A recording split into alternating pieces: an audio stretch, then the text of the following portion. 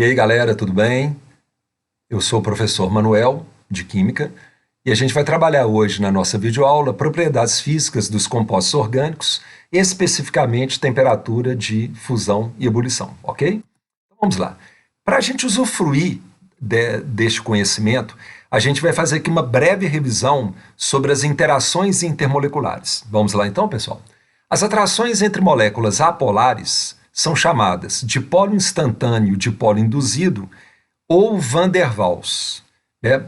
A gente vai usar aqui a abreviatura DI, dipolo instantâneo, dipolo induzido, mas muitas vezes também a gente vai ver escrito dipolo momentâneo, dipolo induzido. Enfim, então essas interações ocorrem entre moléculas apolares. E quem são essas moléculas apolares? Alcanos, alquenos, alquinos e aromáticos. São hidrocarbonetos. Os hidrocarbonetos são predominantemente apolares ou, para não dizer que são apolares, tá, gente? Muito bem.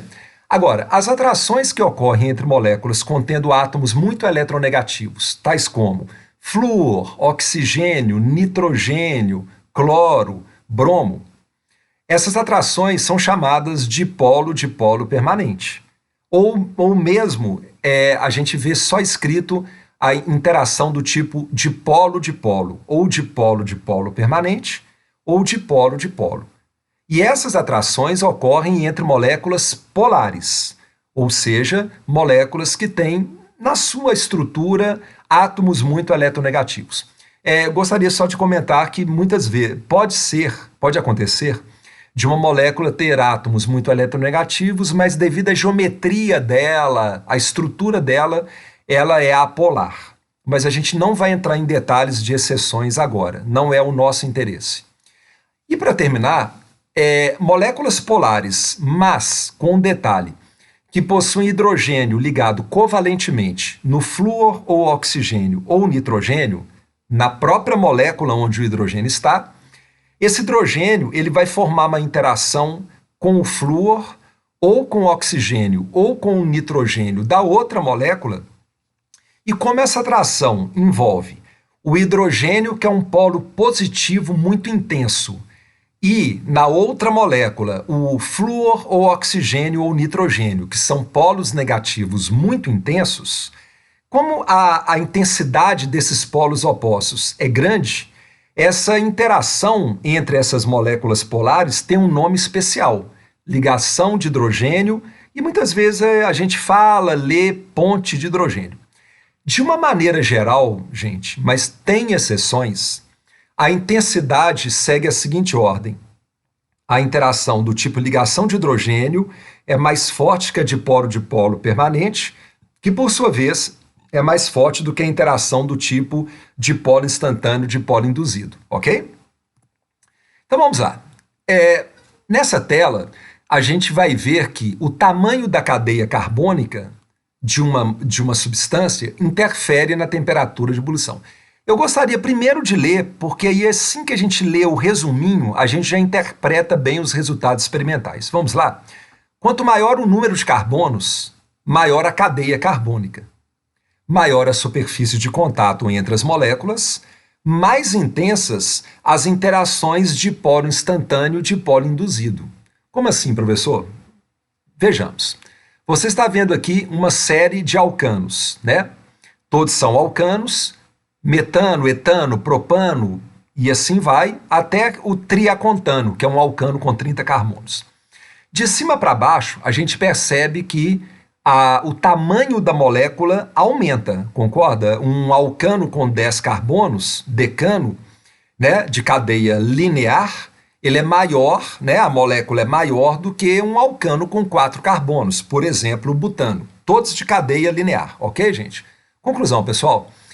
Na medida que a cadeia carbônica aumenta, a superfície de contato entre as moléculas aumenta, então a intensidade das interações, lembra que a gente comentou que cadeias carbônicas, a interação entre elas é dipolo instantâneo, dipolo induzido, a intensidade dessas interações aumenta, porque a superfície de contato entre as moléculas está aumentando. Consequentemente, é necessário atingir uma temperatura de mudança de estado físico maior para poder provocar a mudança de fase. Então vocês podem perceber aqui, ó, de cima para baixo, que a temperatura de ebulição, a difusão também, mas não vamos nos ater à difusão agora. Você pode perceber que a temperatura de ebulição aumenta à medida que a cadeia carbônica aumenta. Ok, pessoal? Muito bem. Nessa tela, ela é, de uma certa maneira, uma repetição da tela anterior, mas tem um detalhe interessante. Eu pediria que vocês analisassem sempre na horizontal. Então vamos lá. Na faixa verde, você tem a comparação de alcanos. Mais uma vez, na medida que a cadeia carbônica aumentou, a temperatura de ebulição aumentou, porque a superfície de contato entre as moléculas aumenta. A mesma coisa vale para os álcoois na faixa amarela. A mesma coisa, de novo, para os ácidos carboxílicos na faixa azul e, de novo, para os éteres nessa faixa marrom ou bege, se você preferir. O que é importante, tanto que aqui a frase que resume tudo é a mesma da tela anterior, mas o importante é você perceber que além das interações DI-DI que estão intensificando devido ao aumento das cadeias carbônicas, é importante você perceber que no caso dos álcoois e no caso dos ácidos carboxílicos, a presença de H ligado diretamente ao O faz com que, tanto nos álcoois quanto nos ácidos carboxílicos, haja aquela interação intermolecular chamada ligação de hidrogênio. E, de outra maneira, como na molécula do éter tem, além de carbonos e hidrogênios, oxigênio, então essas moléculas, cuja função orgânica é a função orgânica éter, elas têm uma certa polaridade. Então a interação entre as moléculas de éteres é a interação chamada dipolo-dipolo permanente. Porém, repito, isso não exclui a interação dipolo instantâneo-dipolo induzido, porque essa interação dipolo instantâneo-dipolo induzido, ela predomina na cadeia carbônica da molécula, que é a parte mais apolar da molécula. Resumindo, pessoal, nessa tela não há nenhuma contradição. Você pode perceber em cada horizontal que à medida que a cadeia carbônica aumentou, a temperatura de ebulição aumentou, porque está intensificando as interações DI-DI. Por outro lado, existem ligações de hidrogênio entre os álcoois e os ácidos carboxílicos e há a interação do tipo dipolo-dipolo permanente entre moléculas de éteres, ok? Muito bem. Curiosa essa tela, por quê? A gente vai agora trabalhar com 3 substâncias, hexano, 2-metilpentano e 2,2-dimetilbutano. Essas moléculas têm a mesma fórmula molecular. Todas elas têm a fórmula C6H14. No entanto, você percebe que a cadeia do hexano é linear, a cadeia do 2-metilpentano é ramificada e a cadeia do 2,2-dimetilbutano ela é mais ramificada. Ok, pessoal? Muito bem, olha que interessante. Quando você tem isômeros de cadeia, o que vem a ser isômero de cadeia? Vamos aproveitar e ler aqui o resumo. Para moléculas de mesma fórmula molecular, mesma função orgânica, todos os exemplos aqui são exemplos de alcanos. E cadeias diferentes, esta cadeia tem 2 ramificações, esta cadeia aqui tem uma ramificação e esta cadeia aqui é uma cadeia normal. Eles são isômeros de cadeia porque a cadeia deles é diferente. Ok, quanto maior o número de ramificações, menor a superfície de contato entre as moléculas, o que acarreta uma menor atração intermolecular e, consequentemente, uma menor temperatura de ebulição.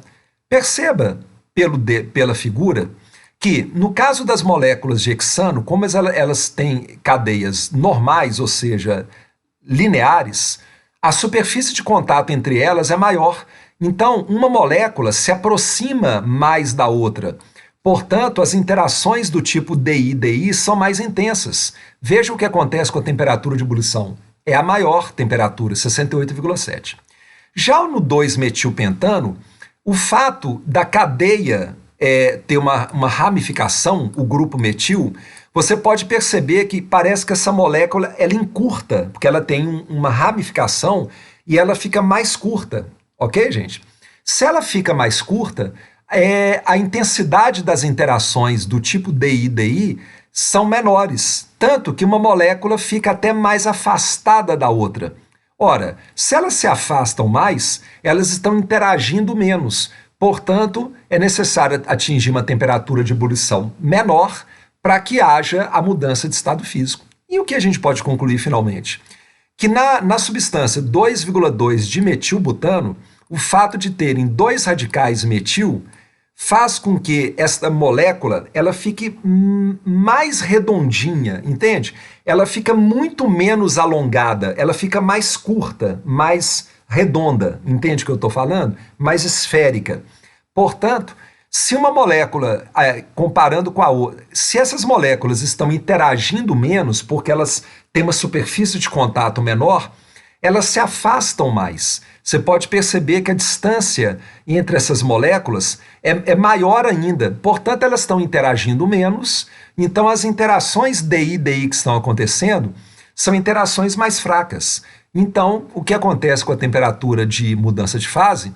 Ela diminui mais ainda, ok? Quanto mais ramificada for uma cadeia, quando você compara isômeros de cadeia, menor a temperatura de ebulição, ok?